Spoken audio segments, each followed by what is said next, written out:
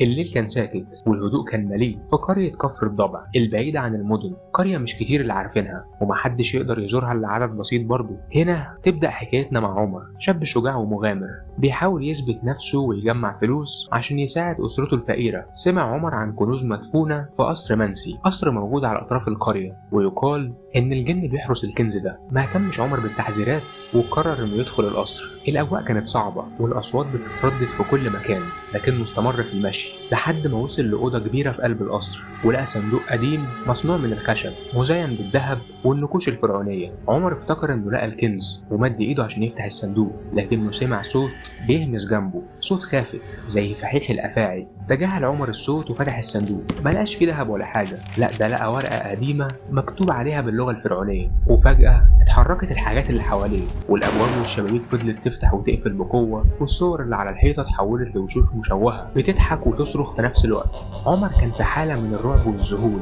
وما قدرش يعمل حاجة، مجرد بس بيراقب اللي بيحصل، وشاف حاجة أو كيان بيقرب منه، مش بني آدم، ليه عيون حمراء بتنور في الضلمة وريحته كريهة. همس في ودن عمر وقال له: مش هتخرج من القصر حي. صحي عمر الصبح وأمن على السرير وفكر إن كل اللي مر بيه ده كان مجرد كابوس، لكنه لقى الورقة الفرعونية اللي خدها من الصندوق جنبه.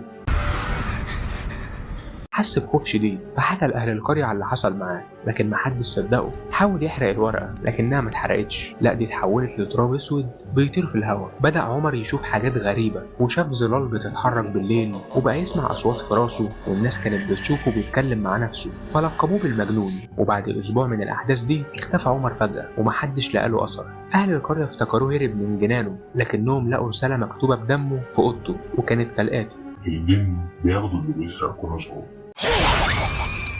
اتحولت القصة دي لأسطورة والقرية بقت مهجورة، محدش يقدر يدخلها، وكل اللي بيحاول يقرب من القرية بيسمع همسات وبيشوف ظلال، فبيخاف ويهرب من المكان اللي بقى سكنه الرعب.